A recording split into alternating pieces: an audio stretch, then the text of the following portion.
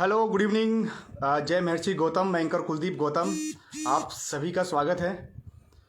और फाइनली आज से हम शुरुआत कर रहे हैं एक शानदार कॉन्सेप्ट की, और ये शानदार कॉन्सेप्ट हमारा होगा यानी कि धमाकेदार। और आपको मैं बता दूं कि अखिल भारतीय श्री गुर्जर गौड़ ब्राह्मण महिला राजस्थान प्रांत की ओर से ये इवेंट ऑर्गेनाइज हो रहा है। और राजस्थान प्रांतीय श्री गुर्जर गौड़ ब्राह्मण महिला महासभा जिसकी तरफ से शानदार इवेंट की शुरुआत हम लोग कर रहे हैं, और बहुत ही शानदार ये हमारा कॉन्सेप्ट है।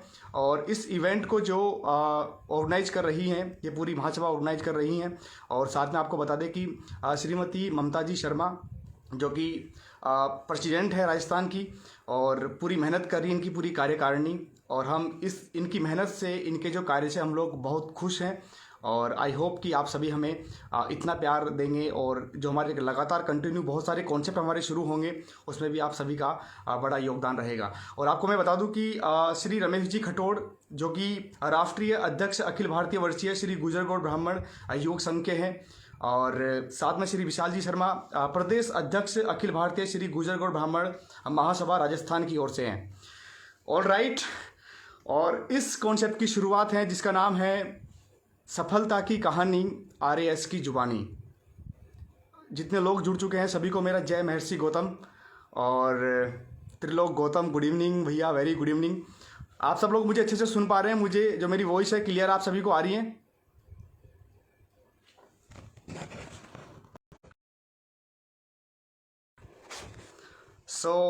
एक बार फिर से आप सभी का स्वागत। और आज की जो हमारी मेहमान हैं, और मैं आपको बता दूं कि रितु जोशी जी जो कि देवगढ़ राज्य संबंध से हैं। और आज हम उनसे जानेंगे उनकी शिक्षा के बारे में कि किस तरह से उन्होंने चयन किया है और उन्होंने कितनी मेहनत की है, और जो हमारी न्यू जनरेशन है उनको वो क्या मैसेज देंगे। तो जिस तरह से हमारे काफ़ी सारे कॉन्सेप्ट, हमारे पहले बहुत से कॉन्सेप्ट हमारे हुए थे, और बड़ा प्यार आप सभी का हमारे उस कॉन्सेप्ट में हम सभी को मिला था। एंड आई होप कि इस बार भी आप सभी का प्यार हमें उतना ही मिलेगा जितना हर बार आप सभी हमें देते हैं। तो जो लोग जुड़ चुके हैं वो एक बार शेयर कर दें, बड़ा मज़ा आएगा आज के हमारे इस खास सेशन में। और अधिक से अधिक इसको शेयर करें ताकि जो हमारी न्यू जनरेशन है उनको एक नया मैसेज मिल सके। आप सभी को मेरे एक बार फिर से जय महर्षि गौतम। और मैं एंकर कुलदीप गौतम। वो बोलते हैं ना कि लाखों जलते हुए देखे होंगे दीप, कहीं कम जलते हुए देखे होंगे दीप।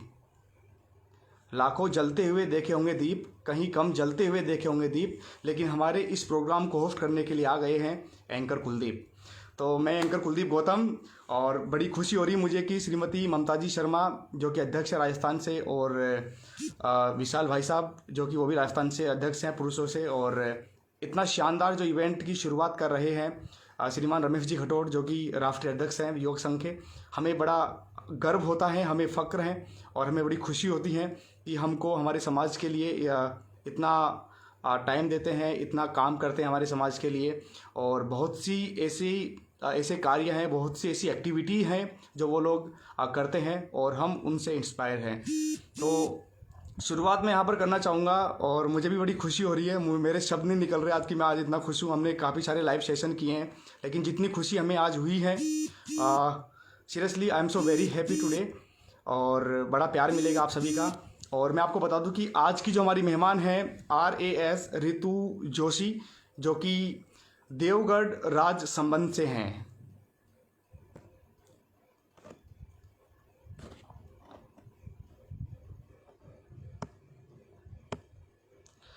Indira Agarwal ji, Kusum Pancholi ji, Hemchand Sharma, Santosh ji, Pooja Tiwari ji, RB Sharma ji, Aruna Sharma ji, Seema Gautam ji, Kamlesh ji, Latika Vyas ji, Chetan Modi ji, Trilok Gautam ji, and Pooja Tiwari ji, RB Sharma, Aruna Sharma, Pooja Tiwari ji, and Seema ji, Kamlesh ji. बहुत से लोग जुड़ चुके हैं हमारे इस खास सेशन में। गिरिराज शर्मा जी। और राइट, डर मुझे भी लगा फासला देखकर, डर मुझे भी लगा फासला देखकर, पर मैं बढ़ता गया रास्ता देखकर। खुद ब खुद मेरे नज़दीक आती गई, खुद ब खुद मेरे नज़दीक आती गई मेरी मंजिल मेरा हौसला देखकर। तो आप सभी का एक बार फिर से स्वागत। और आपको हम आज बता दें कि आज हम कुछ अलग बात यहाँ पर करने वाले हैं, कुछ अलग आज जो किस्से हैं हमारे आज के इस आरएएस के, किस तरह से उन्होंने सफलता प्राप्त की है आरएएस के अंदर, और जिस तरह से हमारा जो पूरा समाज है, श्री गुर्जर गौड़ ब्राह्मण महासभा के जितने भी हमारे पदाधिकारी हैं उन सब ने बड़ी मेहनत की है। लेकिन मैं आपको बता दूं कि जो लोग यहाँ पर जुड़ रहे हैं, तमाम लोग यहाँ पर मौजूद हैं। सपना शर्मा जी भी हमारे साथ जुड़ चुकी हैं। जितने भी लोग इस लाइव सेशन के माध्यम से जुड़ रहे हैं, ये खुशी की बात है, ये फ़ख्र की बात है हमारे लिए कि आज हम यहाँ से कुछ ऐसी बातें हम सीखने वाले हैं आरएएस के माध्यम से, कि जो मैम हमको बताने वाली हैं यहाँ से कि किस तरह से उन्होंने फाइट किया है, कितनी मेहनत की है और किन किन परेशानियों का सामना किया है। तो जो लोग जुड़ रहे हैं वो कंटिन्यू शेयर करते जाएं इसको, और कुछ ही समय के बाद मैम हमारे साथ जुड़ेंगी, ज्वाइन करेंगी हमें, और बड़ी खुशी होगी हमें और हमें गर्व है। वो बोलते हैं ना कि हमारे देश की छोरियाँ कोई छोरासू कम है क्या। तो आज यहाँ पर हमारी देश की बेटियों ने कर दिखाया है ये कि बेटी कहीं बेटों से कम नहीं है, और जिस तरह से बेटियाँ हर क्षेत्र में नाम रोशन कर रही हैं, चाहे हम खेलों की ले लें, चाहे हम स्टडी की ले लें, हर वर्ग में बेटियाँ आगे हैं। और हमें खुशी है इस बात को लेकर कि हमारी बेटियाँ आज हमारा सर ऊंचा कर रही हैं। लेखराज जी गौतम, शीलू जी गौतम, एडवोकेट कविंद्र शर्मा जी नमस्ते भैया, त्रिलोक गौतम, हेमचंद शर्मा, आरबी शर्मा, बहुत से लोग जुड़ चुके हैं। उर्वशी जी जुड़ चुकी हैं, गौतम राज जी भी जुड़ चुके हैं हमारे साथ, और कुछ ही समय के बाद हमारे साथ जुड़ेंगी आज की हमारी खास मेहमान रितु जी जोशी, जो कि उनका आरएएस में चयन हुआ है, पूजा जी शर्मा। और राइट,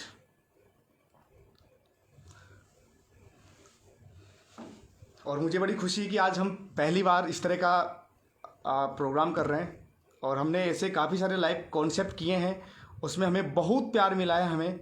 एंड आई होप कि इस बार भी हमें उतना ही प्यार मिलेगा जितना हमको आप सभी ने पहले के जितने भी कॉन्सेप्ट हुए हैं उन सब में आप सभी ने मुझे दिया है।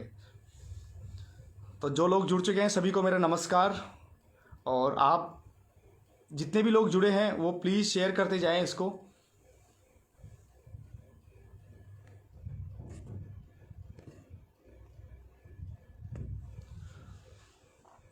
अंशु गौतम, प्रांजुल गौतम नमस्ते भैया, आई प्राउड ऑफ यू भैया। मेरे जीजू भी जुड़ चुके हैं, और मोस्टली मेरी फैमिली के बहुत से लोग जुड़ चुके हैं, और सभी मेरी फैमिली हैं ये यहाँ पर इस वक्त, जो सोशल मीडिया के माध्यम से आप सभी मेरे साथ जुड़े हैं। और हम लोग इसकी काफ़ी मेहनत कर रहे थे, जो आज वो पूरा हुआ। मैं भी 25 या 30 डेज से मैं भी बाहर था एक्चुअल में, और आज मैं कल परसों में जयपुर आया था, और आते ही हमने इसकी शुरुआत कर दी है। तो बस 1 मिनट का मुझे टाइम दें आप, और हमारे साथ ज्वाइन करेंगी मैम।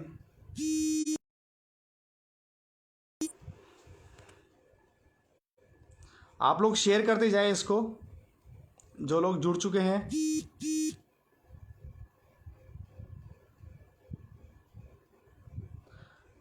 रितु मैम भी हमारे साथ जुड़ेंगी बहुत जल्द। एक्चुअल में अभी उनका एग्ज़ाम था, और वो एग्ज़ाम दे के आए हैं अभी घर पे। उन्होंने बस मुझे 5 मिनट के लिए बोला कि हम लोग 5 मिनट के बाद हम लोग ऐड होंगे, और हमें खुशी की बात है कि इतना कीमती समय हम सभी के लिए उन्होंने दिया है। और आज हम उनसे खास चर्चा करेंगे, खास बातचीत करेंगे, और आप सभी के जो सवाल हैं वो भी आप हमें कमेंट्स बॉक्स में कर सकते हैं।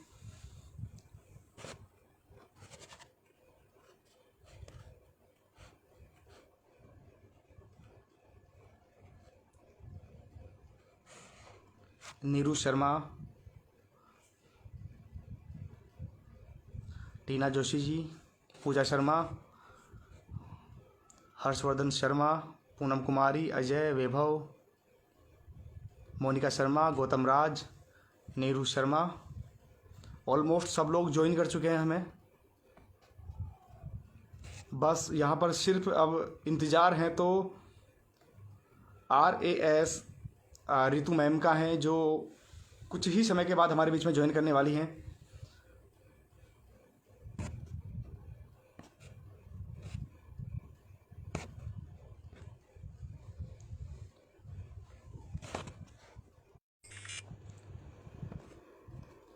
मैंने उनको मैसेज किया है और फाइनली वो थोड़ी देर में हमारे बीच आएंगी अभी, और हम उनको लाइव सेशन में उनको ज्वाइन कराएंगे और ऐड करके उनसे हम बातें करेंगे उनके करियर के बारे में कि कितनी मेहनत उन्होंने की है और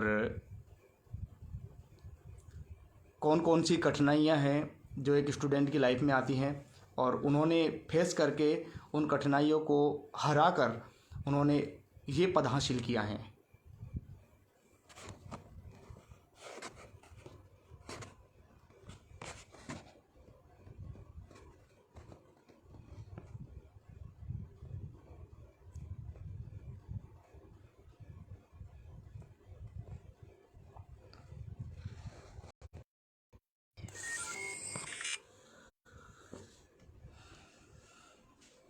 ऑल राइट, सो जिस पल का हम सभी को इंतज़ार था उस पल की घड़ियां करते हैं समाप्त और इनवाइट करते हैं सीधे लाइव सेशन में जो आज की हमारी गेस्ट हैं जो कि हमारे बीच में ज्वाइन करने वाली हैं। Ritika Joshi, she is from Deogarh Rajsamand, और वहाँ की बड़ी अच्छी झील भी है, राजसमंद झील आपने सुना होगा।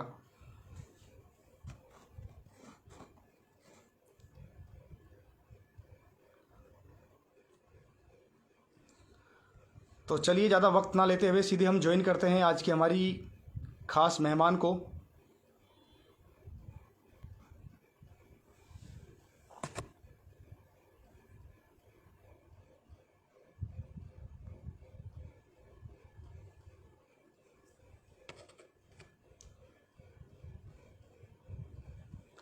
मैम अगर आप सुन पा रहे हैं तो वापस से बैक जाके एक बार वापस से ज्वाइन करें जैसे हमने कल प्रैक्टिस में किया था।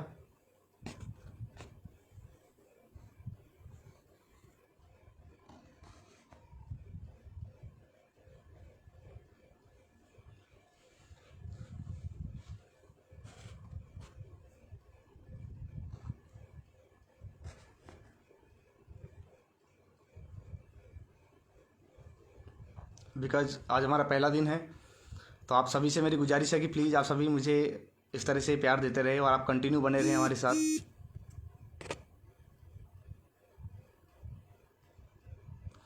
All right, so now adding acting, so finally in the house Ritika Joshi, she is from Deogarh Rajsamand. आपका स्वागत है। Thank you very much. Am I audible? Hello Kuldeep ji, आप सुन रहे हैं मुझे? जी सुन पा रहा हूँ मैं, आपको मेरी आवाज आ रही है? जी जी जी, डन। ओके। तो सबसे पहले मैम आपका स्वागत है और मैं श्री गौतम जी का जी जी, अभिवादन धन्यवाद। जब हम कर रहे हैं, हम सभी यहाँ पर इवेंट शानदार ऑर्गेनाइज हम यहाँ पर। बहुत धन्यवाद आपका, बहुत आई बहुत थिंक बहुत धन्यवाद। I think now it's okay. जी। या तो मैम जिस तरह से हम लोगों ने कॉन्सेप्ट की शुरुआत की है और जिस तरह से हमारी जो पदाधिकारी हैं हमारे गुजरगढ़ ब्राह्मण महासभा के, उन्होंने एक नई सोच की पहल की शुरुआत की है कि हम लोग इस तरह का इवेंट्स हम लोग करवाएं और हम उन सभी उन सितारों को हम लोग इंटरव्यू करें जिन्होंने समाज का नाम रोशन किया है, हमारा राज्य का नाम रोशन किया है और जिन्होंने हमारे देश का नाम रोशन किया है। जी, कुलदीप जी, पहली बात तो मैं आपको थैंक यू बोलना चाह रही हूँ क्योंकि this is my very first time कि I am here at live session, है ना। तो इससे पहले ये एक्सपीरियंस मुझे कभी मिला नहीं। Secondly I want to thank you कि आप ये एंकर कर रहे हैं, आपने मुझे ये अपॉर्चुनिटी दी है, and specially to Mamta ma'am and the other ones जो भी इस ग्रुप को हैंडल कर रहे हैं, उन लोगों ने इतना इनिशिएटिव आइडिया सोचा।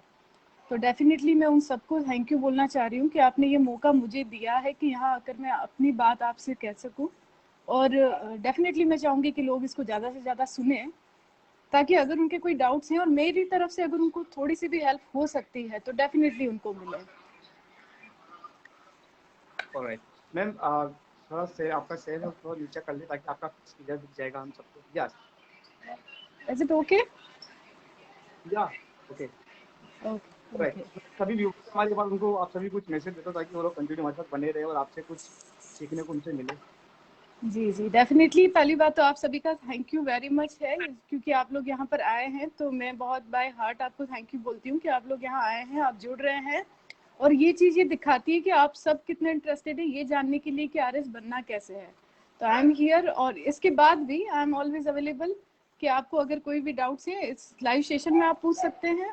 और इसके अलावा भी अगर आपको कोई हेल्प मुझसे चाहिए तो I am always available for this. तो आपको जो भी डाउट्स हैं आप पूछें, आराम से बात करें। और thank you again, thank you very much. जुड़े रहें, बात करें। बिल्कुल। तो पहले सवाल की हम शुरुआत करते हैं मैम आपसे कि इस आरएएस की परीक्षा में आप अपनी सफलता या चयन को लेकर कितने आशान्वित थे और चयन होने की सूचना मिलने पर आपकी प्रथम प्रतिक्रिया क्या रही? एक्चुअली कुलदीप जी, जैसा आप बता रहे हैं कि आशान्वित कितने थे, तो पहली चीज़ तो ये है कि इस एग्ज़ाम को लेकर आप बहुत 100% कभी नहीं हो सकते। बहुत अनप्रेडिक्टेबल एग्ज़ाम है, बड़ा लंबा प्रोसेस है, तो अनप्रेडिक्टेबल कभी भी नहीं हो सकते। इट जस्ट सीम्स कि आपको लगता है कि हाँ, क्योंकि मुझे ऐसा लगता है कि एग्ज़ाम को लेकर जो टॉपर्स भी है ना, उनको भी एंड तक ये पता नहीं होता कि वो टॉप करने वाले हैं या पास होने वाले हैं, क्योंकि इतना बहुत अनप्रेडिक्टेबल एग्जाम है, बहुत लंबा प्रोसेस है। तो ऐसी आशा मुझे नहीं थी। हालांकि मेरे मेंस के 2 पेपर अच्छे गए थे, तो आई गॉट इट कि हाँ, मतलब कुछ चांसेस हैं कि अपना मेंस निकल सकता है। लेटर ऑन इंटरव्यू मेरा अच्छा हुआ था, तो मुझे लग रहा था कि अगर मेंस निकल गया तो इंटरव्यू में मुझे बहुत कम मार्क्स नहीं मिलेंगे। इंटरव्यू मेरा अच्छा हुआ था, तो उस वजह से मुझे थोड़ा बहुत ऐसा लग रहा था 1.5% कि हाँ हो सकता है। हो सकता है बहुत अच्छी रैंक से नहीं, बट हाँ किसी ना किसी रैंक से मुझे मिल सकता है, ऐसा मुझे पॉजिटिविटी थी। ओके। तो जब आपको पता लगा, एक्चुअली मैम हम लोग जब पास 10th 12th में हम लोग पास होते थे तो हम लोग 46 से हम लोग खुश हो जाते थे कि यार चलो मैं पास हो गया। लेकिन आप जी आरएएस में जब आपको सफलता मिली, जब आपको मालूम हुआ कि मेरा आरएएस में सिलेक्शन हो चुका है, तो आपकी क्या प्रतिक्रिया रही उस वक्त? किस तरह का माहौल था, किस तरह की खुशी थी, कुछ साझा जी करेंगे जी, आप हमारे साथ? हाँ डेफिनेटली सर। जैसा कोई ऐसा सर आप रिजल्ट आता पहले है का तो मोमेंट आप बताएं, उससे 15 मिनट पहले का, बिफोर 15 मिनट्स कि जी जी रिजल्ट आने वाला है, उससे पहले का कुछ वो बताएं कि जी, किस तरह से आप। एक्चुअली जो रिजल्ट का दिन था हमारा, that was the birthday of my father, 13th of July, and that was quite special day of mine. तो वो या मेरे लिए बहुत स्पेशल था, और उसी दिन हमें दिन से पता था कि रिजल्ट आज आने वाला है। और उसके बाद रात तक हमें नींद आने नहीं वाली थी, क्योंकि रिजल्ट आ रहा है, इट्स ऑब्वियस कि आपको देखना तो होता ही है। तो बिल्कुल। ऑलमोस्ट 11:30 पौने 12 के आसपास I got that result link मुझे मिल गया था, और मैंने अपना रिजल्ट देख लिया था, and all of the sudden I was blank. क्योंकि सडनली तो ये समझ नहीं आ रहा था कि किससे क्या बोले। My sister was near by me, तो समझ नहीं आ रहा था मुझे कि क्या बोलना है, मतलब whether I am passed, whether I am not pass, क्योंकि ये मेरा वेरी फर्स्ट अटेम्प्ट था। तो मुझे ये भी समझ नहीं आ रहा था कि इसका मतलब क्या हुआ, रैंक क्या है। तो पहली पहली बार में ये समझ नहीं आ रहा था। तो 15-20 मिनट के लिए हम दोनों ही चुप होकर बैठते रहे, बार बार उसको देखते रहे। हाँ, मतलब आपका रोल नंबर तो आ रहा है इसमें, इसका मतलब आप सेलेक्ट हो गई हो, 1000 सीट से इसके अंदर आ रहा है, तो आप सेलेक्ट हो गई हो। लेटर ऑन मेरे कुछ फ्रेंड्स के मैसेजेस आने शुरू हुए। देन आई रियलाइज कि हाँ, हुआ तो है हमारा, और ये हमारी रैंक है, और ऐसा कुछ मिलने के चांस है। और उसके बाद तो जो शुरू हुआ, सिस्टर्स, भाई बहन, कजिन्स, जो फैमिली का शुरू हुआ at the very last moment. कुछ बहुत क्लोज फ्रेंड्स के फ़ोन थे, बहुत ज़्यादा फ़ोन कॉल्स रात तक, इनफैक्ट हमने शेयर भी नहीं किया था, बिल्कुल फैमिली मेम्बर्स को ही पता था, तो बहुत ज़्यादा पता नहीं था। बट मॉर्निंग होते होते बहुत ज़्यादा स्प्रेड हो गया, और उसके बाद सब लोगों को पता चल ही गया। और उसके बाद तो खैर बधाई वगैरह मिलना शुरू हो गई थी। बट हाँ, वी क्राइड एक्चुअली। जब ये रिजल्ट आया, वी क्राइड एक्चुअली। हम एक्सपेक्ट कर रहे थे कि डैडी विल बी हियर, और डैडी मम्मी हमारे साथ अभी यहाँ अवेलेबल होते। मम्मी वॉज देयर, मम्मी जग भी रहे थे। But all of this sudden it comes out ना, आपके इमोशंस निकल कर आ जाते हैं when you are actually in being with, इतने लंबे टाइम से आप किसी प्रोसेस में लगे हो और उसका रिजल्ट आता है, तो इमोशंस हो जाते हैं। तो वो मेरे साथ भी हुआ। It's obvious with everyone actually. Ma'am actual में जैसे कि आपने आरएएस किया है, ये आपका सिर्फ एक लक्ष्य था या फिर इसके अलावा कुछ आपके पास विकल्प था कि मुझे इसके अलावा कुछ और भी करना है? नहीं, वो विकल्प मैंने पहले चूज कर लिए थे सारे। ये मेरा लास्ट इन लिस्ट गोल हो सकता था। कई बार हमारे पास विकल्प होते हैं, लेकिन हम उन चीज़ों को लेकर चलते हैं साथ। और मेरी कंडीशन ये थी कि मैंने अपने सारे विकल्प जितने भी थे वो पहले अचीव कर लिए थे, and it was my last one, कि हाँ ये मुझे करना है। और इसके बाद मेरे पास और कोई विकल्प नहीं है, वो सारा कुछ मैं पहले कर चुकी हूँ, तो ये मेरा लास्ट ही था। और कोई सेकंड ऑप्शन मैंने रखा नहीं था, लास्ट इन फर्स्ट ही था कि मुझे ये करना है। बस। बिल्कुल। जैसे कि ये होता है कि कई बार हम लोग कई एक स्टडी के लिए हम लोग काम करते हैं, लाइक कि मुझे क्या करना है, मुझे आरएस बनना है मुझे, या किसी को एडवोकेट बनना होता है, एयर होस्टेस में जाते हैं लोग। तो जब इसकी शुरुआत हम लोग करते हैं आरएएस की, सबसे पहले आप आरएएस के बारे में बताएं कि आरएएस क्या है, जो हमारे न्यू व्यूअर्स हैं जो इसकी ट्रेनिंग लेना चाह रहे हैं, जी और इसको क्लियर करने के लिए कौन कौन से एग्जाम होते हैं, प्री एग्जाम से लेके और मेन एग्जाम तक, कितनी जी मुश्किलें आती हैं, ताकि इसके बारे में जो नए जो हमारे व्यूअर्स हैं और जो हमारे स्टूडेंट हैं, न्यू जनरेशन है, वो सीख के इसको और इससे इंस्पायर हो। देखिए कुलदीप जी, आरएस वैसे ये नाम बहुत जाना पहचाना सा है, हम सब लोग इसके बारे में सुनते हैं, पर मुझे जो इसका कंसेप्ट समझ में आया है वो ये आया कि आरएस एक सेवा है, क्योंकि जिसके पीछे सर्विसेज लगता है वो अपने आप में एक सेवा है। जी तो कई बार हम सोचते हैं कि हम सोशली बहुत सारे, जैसे मैं किसी एजुकेशन फील्ड में मैं हूँ तो मैं उसकी बात करती हूँ, मेरा दायरा जो है वो लिमिटेड है। अगर कोई एडवोकेसी फील्ड में है, अगर कोई बैंक फील्ड में, तो उसका दायरा थोड़ा सा कम है। और जहाँ बात इन टच या डायरेक्ट कांटेक्ट की है लोगों से, वो इससे बेहतर सर्विसेज में हमें मिल नहीं पाता। इसकी साथ इसकी एक प्लस पॉइंट ये है कि यहाँ जो आपको लोगों को हेल्प करना है और आपको फैसिलिटीज गवर्नमेंट खुद प्रोवाइड करवा रही है, आपको तो पहुंचाना है। कई बार हम जी खुद हेल्प करने की सोचते हैं पर कर नहीं पाते। इस जॉब का जो बेनिफिट है वो ये है कि गवर्नमेंट चाह रही है कि आप हेल्प करें और आप वो मीडिएटर हैं जो हेल्प करवा देंगे। जी तो सबसे इम्पोर्टेंट चीज तो यही है कि जब आरएस के लिए हम सोचते हैं तो हमने सबसे पहले ये सोचना चाहिए, जो मुझे पर्टिकुलर लगता है, कि हमें ये करना क्यों है। आपका अगर एम है तो ये क्यों है? इसलिए कि हमें बहुत अच्छा सा एक सम्मान वाला जॉब मिल जाए, या हमें इसका पे स्केल बहुत अच्छा लग रहा है, ये सारे तो बहुत मेटेरियलिस्टिक चीजें हो जाती है। वो आपको जी थोड़े टाइम के लिए इंस्पायर करती है, जी लेकिन एट द वेरी एंड आपके इनर जो एक इंस्पिरेशन आती है ना, वो इस चीज को लेकर आती है कि आपको क्यों करना था। तो मुझे जी लगता है कि अगर कोई शुरुआत करना चाहे तो उसे सबसे पहले ये डिसाइड करना चाहिए कि उसे क्यों करना है। अगर वो सच में इस लायक खुद को समझता है कि हाँ मुझे लोगों की मदद करनी है, मुझे सेवा में जाना है, मुझे खुद को बहुत अच्छे समाज में और सब जगह स्थापित करना है, ये भी एक बहुत बड़ी चीज है जो सेवा में हमें मिलती है। ये इतना सम्मान जो आप अभी दे रहे हैं या सब लोग दे रहे हैं, ये इसी जॉब या इसी सेवा में हमें मिलता है, और इतने अच्छे तरीके से इसी में मिलता है। और भी सब जगह है पर बहुत अच्छे तरीके से इसी में मिलता है। तो जी वो आपको डिसाइड करना चाहिए। लेटर ऑन इस एग्जाम के 3 फॉर्म्स हैं। पहला होता है जी इसमें प्री का एग्जाम जो रहता है, प्रिलिमिनरी एग्जाम्स रहता है हमारा, और वो जो एग्जाम रहता है वो ऑब्जेक्टिव बेस्ड होता है।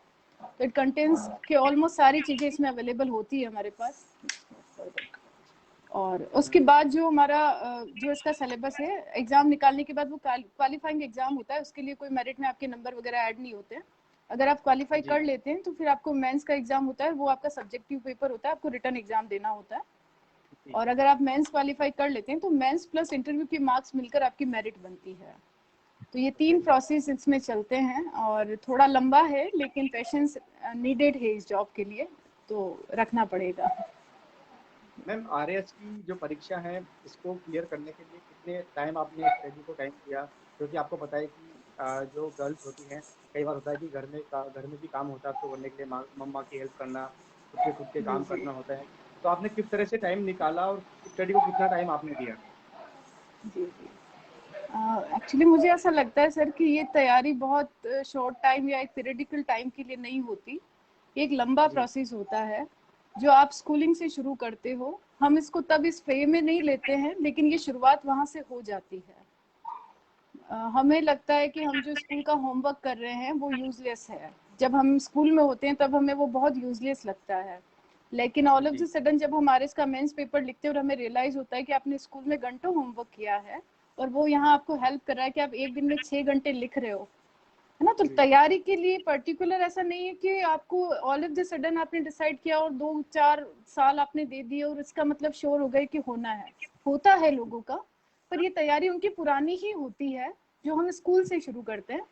मैंने बिल्कुल। पर्टिकुलर जो तैयारी शुरू की है वो मैं बताना चाहूंगी कि मैं वैसे बहुत सारे कंपटीशन एग्जाम की तैयारी कर रही थी, तो उस वजह बिल्कुल। से बेस तो थोड़ा बहुत अच्छा हो ही गया था।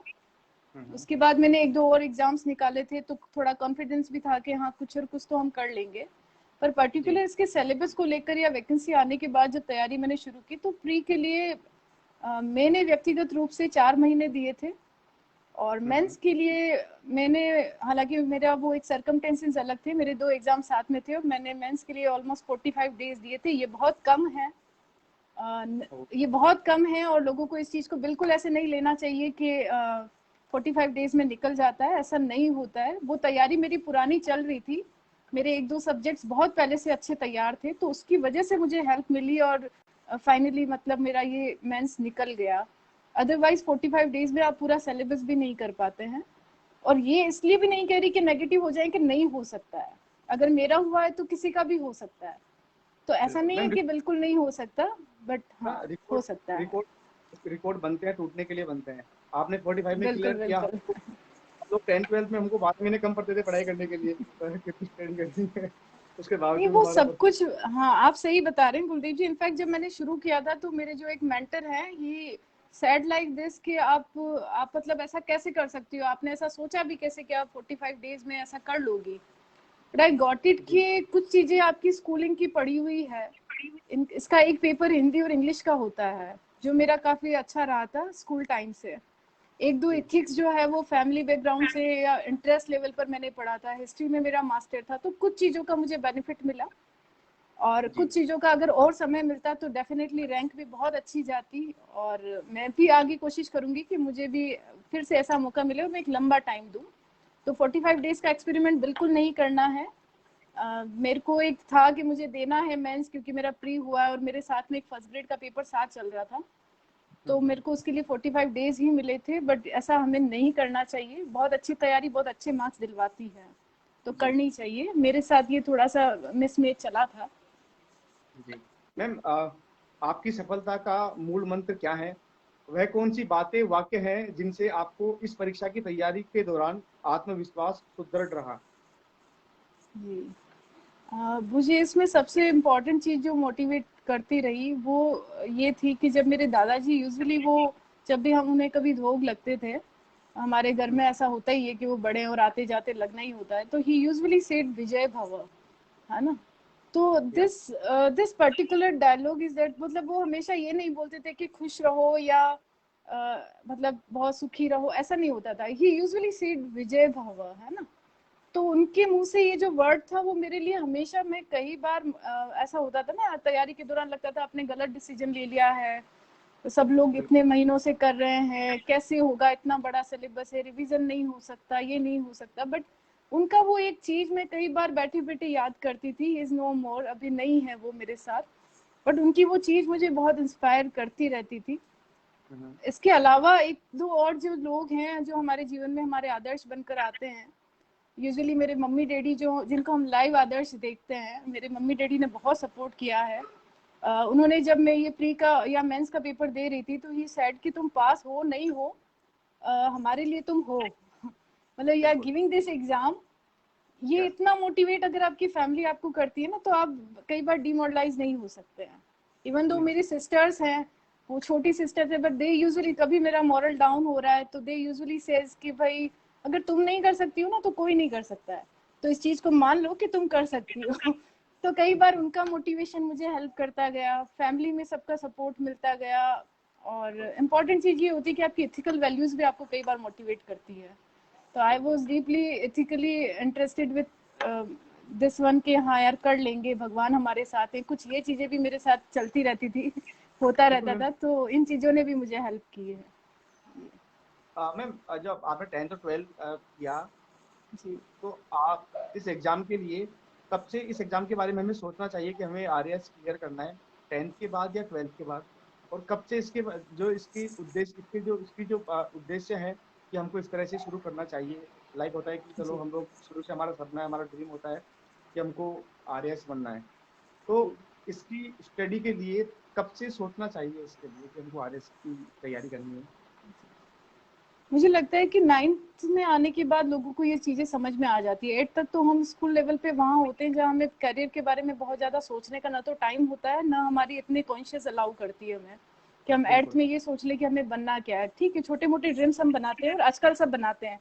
जब आई वॉज एट स्कूल तो हम हमारे टाइम इतना करियर को लेकर ओरिएंटेड हम नहीं हुआ करते थे, और यूजुअली नहीं होते थे तब। गवर्नमेंट स्कूल से मैंने पढ़ाई की है, तो मुझे नहीं लगता कि बहुत ज़्यादा मतलब ऐसा करियर ओरिएंटेड माहौल नहीं होता। But when I was at 10th और I got good percentage in my 10th, तो मुझे लगा कि हाँ साइंस आपके पास एक स्ट्रीम था, लेकिन फिर भी मेरा वो कहीं ना कहीं इनर वो एक था कि नहीं मुझे सिविल सर्विसेज की तरफ जाना है। मैंने चूज की, तब मेरे में इतना ही समझ था कि इन सर्विसेज के लिए हिस्ट्री या इस तरीके के ह्यूमैनिटीज के सब्जेक्ट आपको हेल्पफुल रहते हैं, तो आई चूज दैट। अब आज का टाइम वो है कि अगर किसी ने सोचा है कि उसको आरएस करना है, तो उसको 10th के बाद ये समझ आ जाता है। और इसमें कोई सब्जेक्ट का भी कोई बहुत बड़ा रोल नहीं है, आप ग्रेजुएशन किसी भी स्ट्रीम में कर सकते हो, चाहे आप आर्ट्स में करें चाहे आप साइंस में करें, आप किसी भी स्ट्रीम में ग्रेजुएशन करें, लेटर ऑन आपको पढ़ना सब कुछ है। तो ऐसा कुछ नहीं है, इफ यू आर डिसाइडेड ना, मैंने कई जगह ये चीज सुनी है कि कई बार आपकी विशेष जो होती है, अगर आप उसमें डेडिकेशन नहीं देते हैं तो वो हमेशा विश बनकर रहती है। तो जिस दिन आपकी विश जो है वो डेडिकेशन के साथ आ जाती है ना, वो आपका ड्रीम पूरा कर देती है। तो आपने जब डिसाइड किया है, चाहे आपने बहुत लेट डिसाइड किया है, आपने बहुत जल्दी डिसाइड किया है, अगर किसी ने अर्ली स्टेज में डिसाइड किया है तो बहुत अच्छी चीज है कि उनको बहुत लंबा तैयारी का टाइम मिलता है और कोई प्रेशर्स नहीं आते हैं। बहुत सारे प्रेशर्स हमें झेलने होते हैं, सोसाइटी में हम रहते हैं तो दूसरे प्रेशर्स भी बहुत सारी चीजें होती है। कोई लेट तैयारी कर रहा है तो ऐसा भी नहीं है कि उसके लिए इम्पॉसिबल है। मैंने बहुत लेट शुरू किया, जब मुझे पहले जॉब की रिक्वायरमेंट थी तो मुझे पहले जॉब लेना था, मैं जॉब की तरफ लगी रही। लेटर ऑन मुझे समझ आया कि हाँ मैंने अपना जॉब एस्टेब्लिश कर लिया, क्योंकि एग्जाम बहुत बड़ा है, मैंडेटरी नहीं है कि आप पास हो नहीं हो, बहुत इस तरीके का एग्जाम है, 50-50 ही चलता है। तो मैंने इसको बाद में ही डिसाइड किया, और बाद में भी किया जा सकता है। जिस दिन आपने डिसाइड किया और फुली डिसाइड किया, आप उस दिन से कर सकते हैं। तो मैम इसके लिए परसेंटेज मायने करती है एग्जाम के लिए? लाइक जैसे कि मैं हूँ, मेरा 10th में 46 बनाया, 12th में 48 बनाया, तो ओके। इस तरह इससे कर सकते हैं कुछ? परसेंटेज बिल्कुल वैल्यू नहीं करती एक्चुअली है। माइंड में क्वेश्चन आया तो मैंने आपसे किया। जी जी जी, नहीं अच्छा क्वेश्चन है आपने पूछा। देखिए परसेंटेज जो है वो बिल्कुल ऐसा मायने नहीं करती है। मैंने कई, और आप सब ने कई ऐसे लोगों को देखा होगा जिनकी परसेंटेज, इनफैक्ट लोग फेल हुए हैं और उसके बाद उन्होंने तैयारी शुरू की है। मेरी लकीली अच्छी रही थी, पर ऐसा नहीं है कि जिनकी नहीं है वो तैयारी नहीं करते और बनते नहीं है। बहुत से अच्छे लोग जिस दिन डिसाइड करते हैं उस दिन कर लेते हैं। एकेडमिक पार्ट्स हमारा अलग होता है, स्कूल टाइम में एकेडमिक की तरफ हमारा ध्यान, बहुत सारी चीजें हमारे साथ होती है। तो जरूरी नहीं है कि कोई स्टूडियस है 10 घंटे पढ़ रहा है 90% ला रहा है तो उसी को आरएस बनना है, ऐसा नहीं है। मैंने कई ऐसे लोगों को देखा है और वो बहुत इंस्पायरिंग लोग होते हैं, जो बहुत पीछे होने के बाद ऑल ऑफ द सडन एक जंप करते हैं और आगे आ जाते हैं। जैसे आपने किया है। दिस परसेंटेज, इन सब के साथ आप यहाँ पर एंकर बनकर मेरा इंटरव्यू ले रही है, कोई कम अचीवमेंट हुआ क्या? Thank you very much sir. But actually मैं सोचा कि मेरे माइंड में था कि ऐसे बन सकते हैं क्या, क्योंकि बिल्कुल बन सकते हैं, बिल्कुल बन सकते हैं, इसमें कोई दिक्कत नहीं है।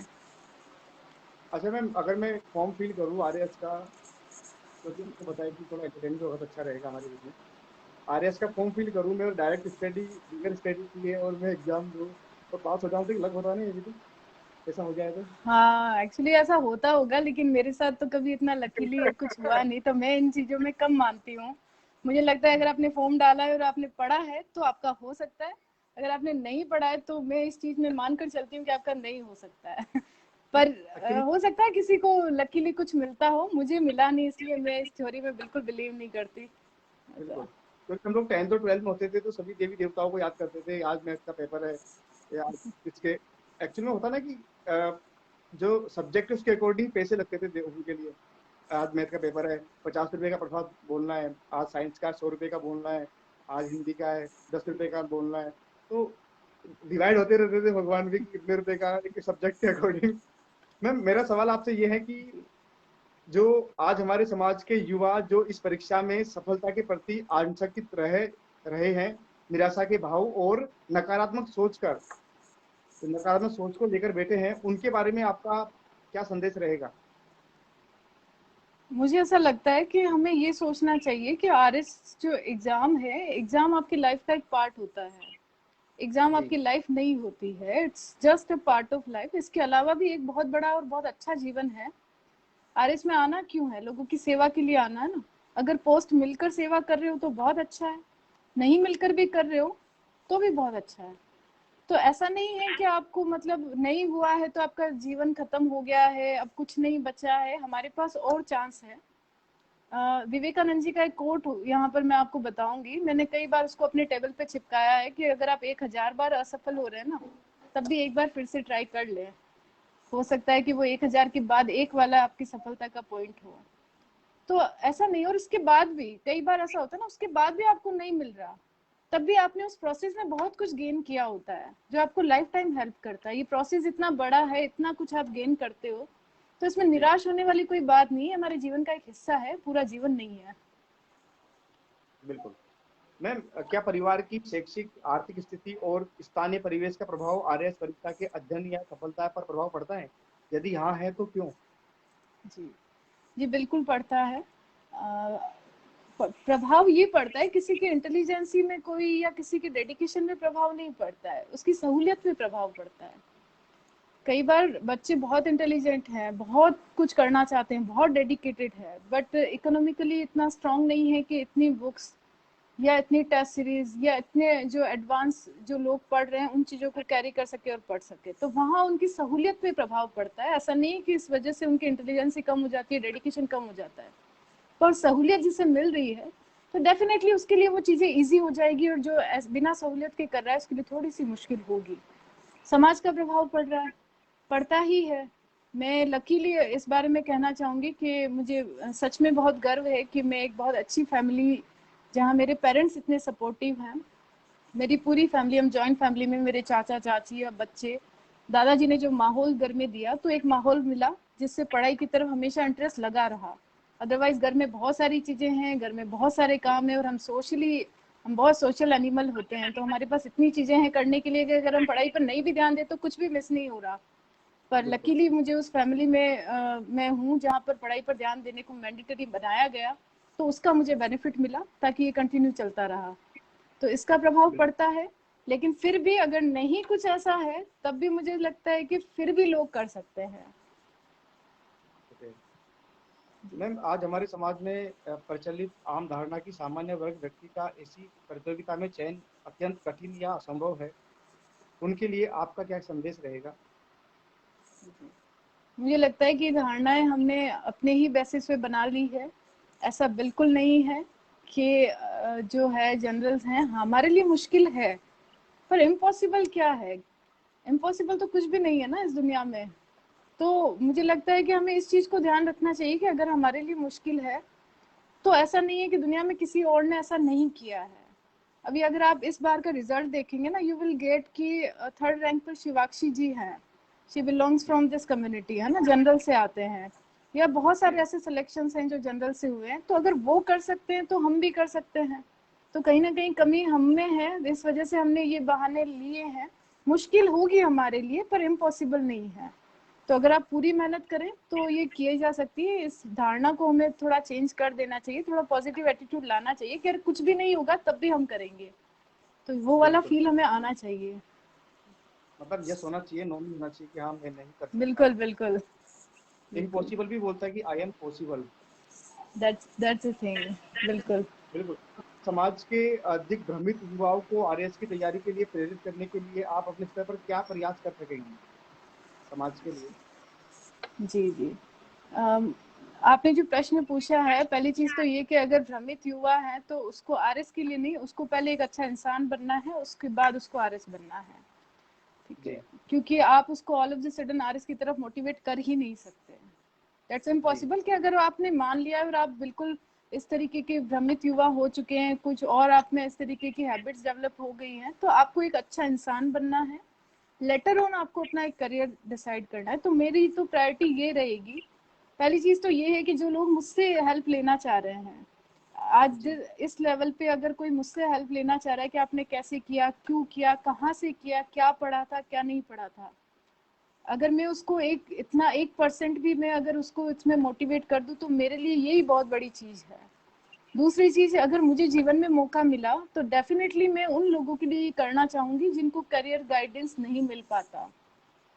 जी। 10th और 12th के बाद इस तरीके के सेमिनार्स या इस तरीके की क्लासेस हम ऑर्गेनाइज करवा सकते हैं, या मैंने सोचा है कि मैं ऐसा कुछ करूंगी, क्योंकि ये माहौल मिलना, ये सारी चीजें होना मेरे लिए भी मुश्किल रहा, तो मुझे लगता है कि हर उस आदमी के लिए मुश्किल है जो बहुत छोटी जगह से है।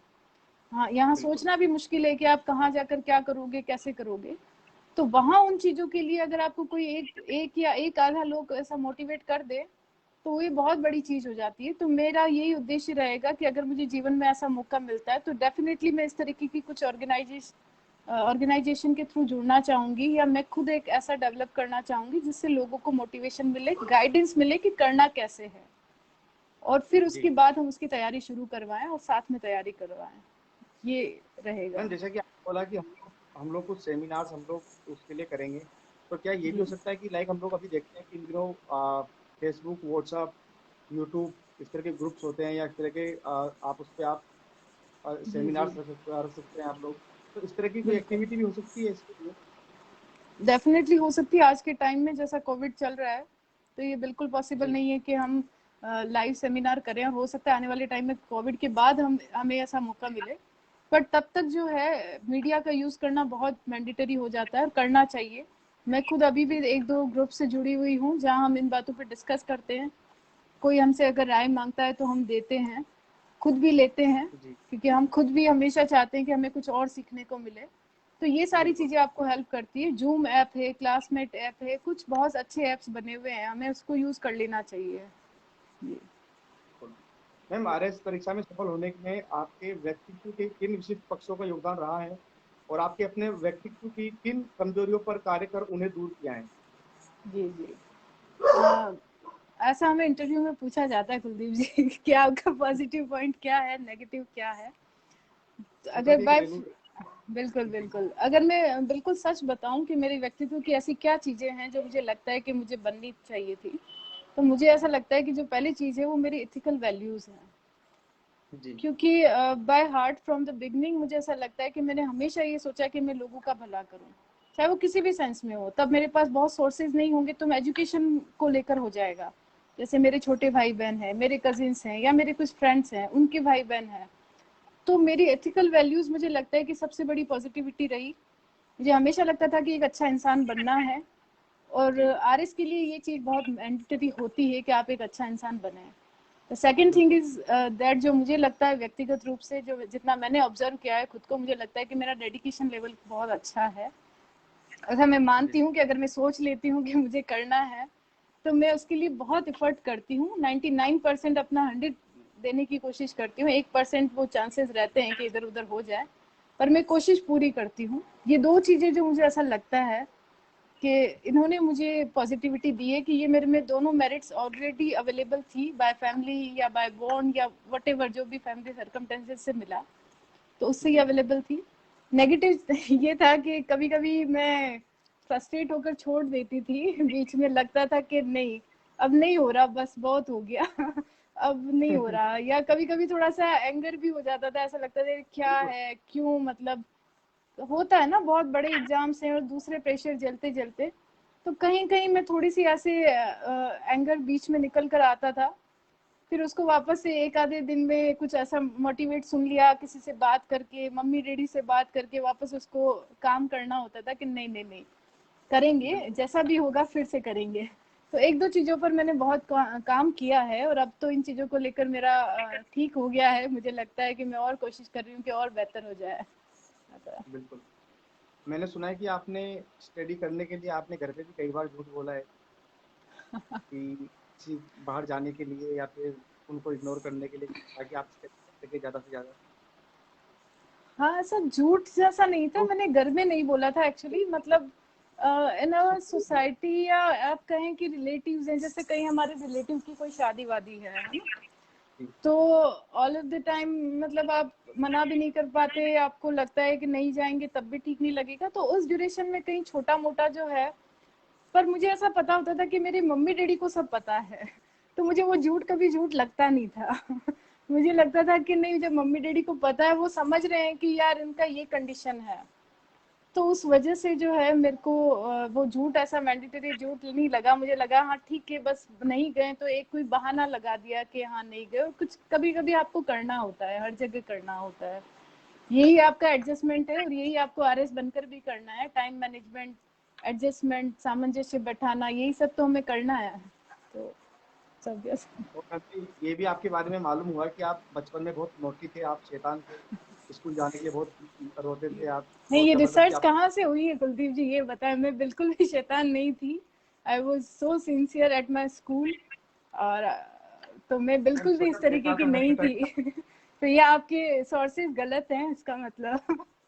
नहीं, मैं था तो सोचा कि आपके लिए बोल दूं, हो सकता है सारे बच्चे शैतान तो आप भी नहीं हुए। नहीं नहीं, I was so sincere at my schooling also. Okay. बहुत नॉबली और बहुत सिंसियरली मैंने वहाँ पर भी स्टडी किया है। मेरे टीचर्स भी मुझे बहुत अप्रिशिएट करते रहे, उनका बहुत सपोर्ट मिला मुझे। बिल्कुल मैम, जिस तरह से जिस कॉन्सेप्ट की शुरुआत हम लोगों ने की है, जैसे हमारे समाज ने इस कॉन्सेप्ट की शुरुआत की है, राजस्थान प्रांत से श्री बुजुर्ग ब्राह्मण राजस्थान की तरफ से, महिलाओं की तरफ से, तो जी क्या क्या कहना चाहेंगे आप उनके लिए, जिस तरह से सब लोग इतने दिनों से हम मेहनत कर रहे थे कि हम लोग जी इंटरव्यू जी। करने वाले हैं, हमारे समाज के जितने भी जो RAS बने हैं, तो क्या संदेश देना चाहोगे आप हमारे तमाम पदाधिकारियों को जो राजस्थान से हैं? जी जी, पहली चीज तो ये है कि संदेश देने के लिए तो मैं अभी हूँ ही नहीं। आप सब मुझसे इतने बड़े हैं, तो मैं आपको, आप सभी का बहुत आभार व्यक्त कर सकती हूँ। और आपसे मैं यही कहना चाहूंगी कि जो आपने अभी ये किया है, जो मेरे साथ आपने पहला इंटरव्यू किया है, आगे भी ऐसी श्रृंखला चलती रहे। कुछ लोग आरएस के लिए ही नहीं, हमारे पास समाज में और भी बहुत सारी चीजें हैं। कुछ स्पोर्ट्स में बहुत अच्छे हैं, कुछ बच्चों ने बहुत अच्छा काम किसी और फील्ड में किया है, कोई सोशल सर्विसेज में बहुत अच्छा है। तो मुझे लगता है जी कि हमें उन सबको इसी तरीके का मौका देना चाहिए, ताकि उन लोगों की चीजें भी लोगों तक पहुंचे और एक मोटिवेशन उनको भी मिले जैसा मुझे मिलेगा। और इस मोटिवेशन से मुझे लगता है कि अगर 100 लोगों ने ये देखा है और एक आधे के मन में ऐसा होता है कि हाँ मुझे भी कर लेना चाहिए, मुझे लगता है इससे बड़ा आपकी लाइफ में कोई अचीवमेंट ही नहीं है। तो ये एक बहुत बड़ी चीज है जो आपने किया है, तो उसके लिए तो मैं बहुत थैंकफुल हूँ आप सभी का, कि आपने मुझे ये मौका दिया, ताकि मेरी वजह से या मुझसे मुझे सुनकर कोई एक आधा व्यक्ति भी अगर इससे इंस्पायर्ड होता है, बहुत अच्छी चीज है। दूसरी चीज, मैं आप सभी को धन्यवाद देती हूँ कि इतना टाइम निकाल कर इतना मैनेजमेंट करके, कुलदीप जी आपका धन्यवाद, ममता मैम का धन्यवाद, प्रांतीय अध्यक्ष सर का धन्यवाद, आप सभी का इतना धन्यवाद है। आप सभी ने इतना मोटिवेट किया, मुझे यहाँ बोलने का मौका दिया। तो आपका धन्यवाद और आभार मैं देती हूँ, और आगे भी ऐसी श्रृंखला आप चलाए रखें। ये ऐसी मैं उम्मीद करती हूँ कि आगे भी ऐसे डेवलपमेंट अच्छे काम और होते रहेंगे। अच्छा मैम, मैं चाहूंगा कि एक बार आपके फैमिली में कौन कौन लोग हैं, एक बार मम्मी को और जो आपके सिस्टर है, एक बार उन सभी से एक बार मिलवा दीजिए, ताकि अच्छा अच्छा। एक्चुअली मेरी तमाम जो फैमिली भी में मेरी सिस्टर्स हैं, मेरी 3 छोटी सिस्टर हैं, और जी मम्मी जो हैं। जी, मैं 1 मिनट जी के लिए बोलिए मैम, बुला बोलिए। लेती हूँ, अगर आपको इंटरप्शन नहीं हो तो मैं बुला लूँ 2 मिनट के लिए, हाँ, बुलवा इफ लीजिए यू मैम, वांट बुलवा टू लीजिए, मीट नो प्रॉब्लम। एक्चुअली। जी, मम्मी आए 1 मिनट, आए, बैठे बैठे, मैडम। आंटी प्रणाम।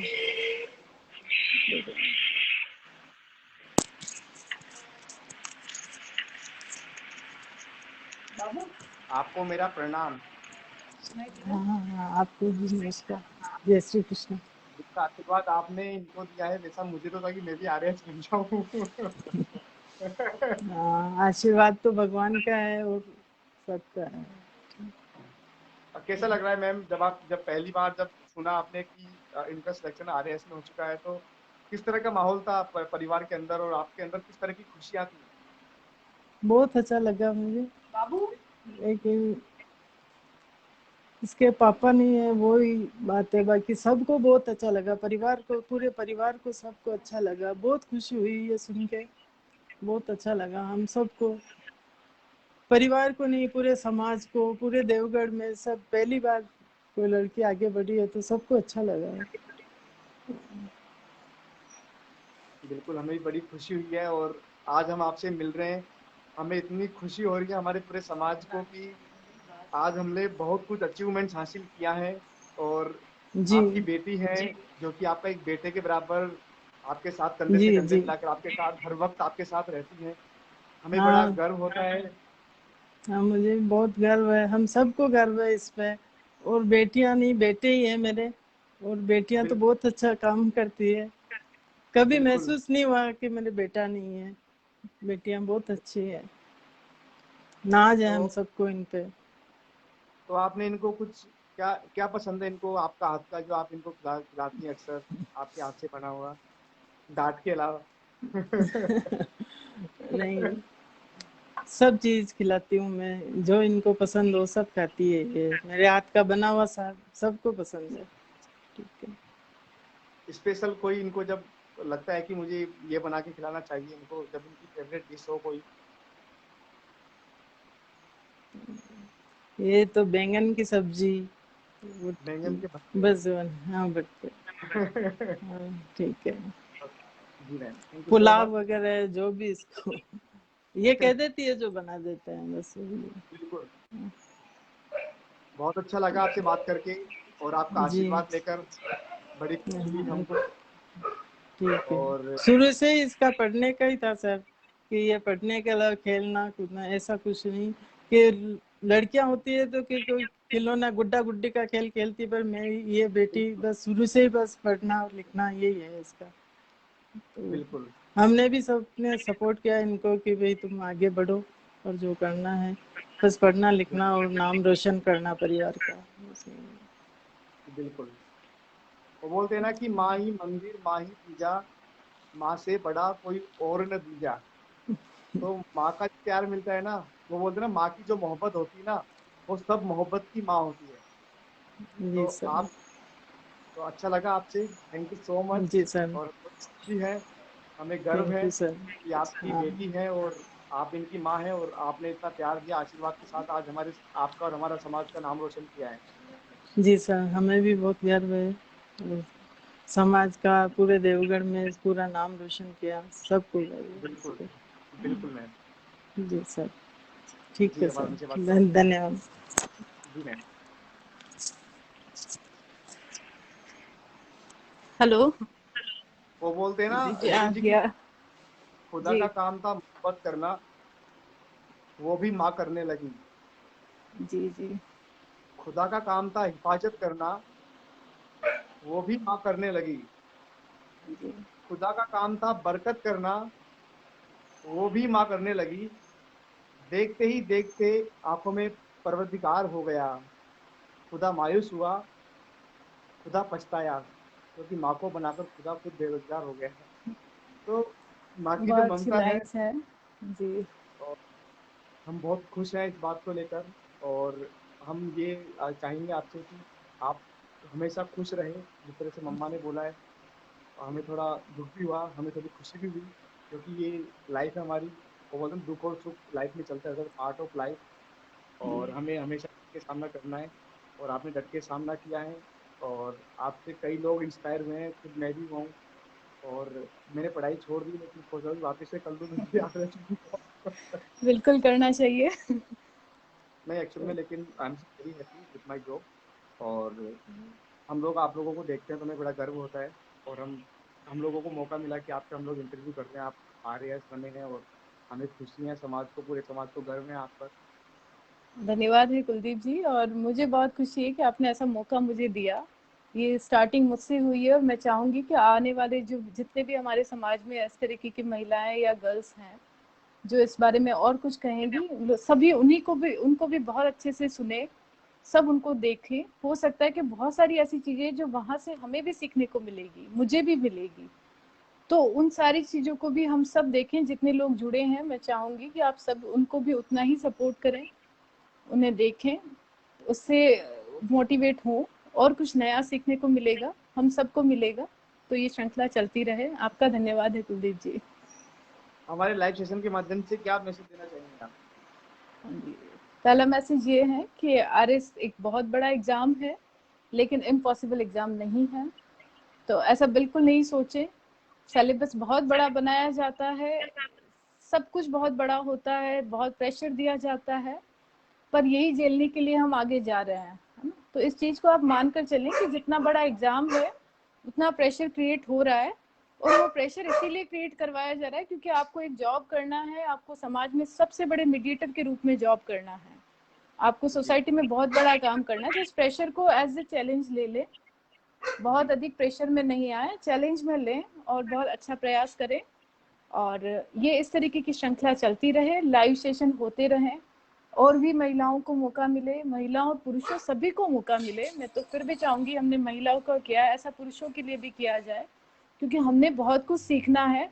जब हम बात कर रहे हैं सबके बराबर होने की, तो हमारे लिए बहुत मैंडेटरी कि हम उनसे भी बहुत कुछ सीखें। तो महिलाओं को आगे होने का आपने मौका दिया है, और आगे ऐसी श्रृंखला और चलाते रहें, ऐसे काम करते रहें। धन्यवाद है सभी को। जी, और हमारा जो अगला इंटरव्यू होगा वो 15 अगस्त को होगा, जो कि ओके, सोनाक्षी शर्मा सुत्रम सवाई माधोपुर, अच्छा आप मेरा ही के होम टाउन। वहाँ से हैं? जी जी जी, बहुत बधाई आपको। Thank you so much ma'am for joining this live session and I'm so very happy and I'm proud of you. जय thank you Hind. Very much. I am grateful to everyone जो यहाँ जुड़े हैं। तो आपसे बहुत मैं ग्रेटफुल हूँ, आप सभी से, मैं मैम से, ममता मैम से, अध्यक्ष जी सर से मैं बहुत ग्रेटफुल हूँ। आपने मुझे ऐसा मौका दिया, मम्मी को मौका दिया, और हम सभी को ये मौका दिया कि हम आपस में मिल सकें, जुड़ सकें। इससे ज़्यादा और क्या होगा कि आज हम सब यहाँ बैठकर एक साथ बात कर रहे हैं, ये एक बहुत बड़ी चीज़ है। तो धन्यवाद है जी। Okay ma'am, thank you so much okay and God bless you again. Okay, आप थैंक हमेशा यू, खुश रहे, हम आए हैं। Thank you very much. बहुत सारी बातें हमने यहाँ पर की हैं ऋतु जी जोशी से, जो कि काफी सारी बातें उनसे हमने शेयर की हैं, और उन्होंने बताया है कि किस तरह से हम लोग एग्जाम क्लियर करते हैं, कितनी मेहनत करनी होती है, और क्या क्या और ऐसी बातें हैं आरएएस को क्लियरली करने के लिए, जिससे आप लोग अच्छे से मेहनत कर सके। और दोस्तों, जैसा कि आपको पता है कि हमने आज से शुरुआत किया है सफलता की कहानी आरएएस की जुबानी, और ये हमारा पहला इंटरव्यू है। आप सभी ने हमें इतना प्यार दिया है, thank you so much for join this live session everybody. और आप सभी का मेरा बहुत बहुत धन्यवाद। जय हनुमान, जय महर्षि गौतम, जय हिंद, जय भारत, शुभ रात्रि।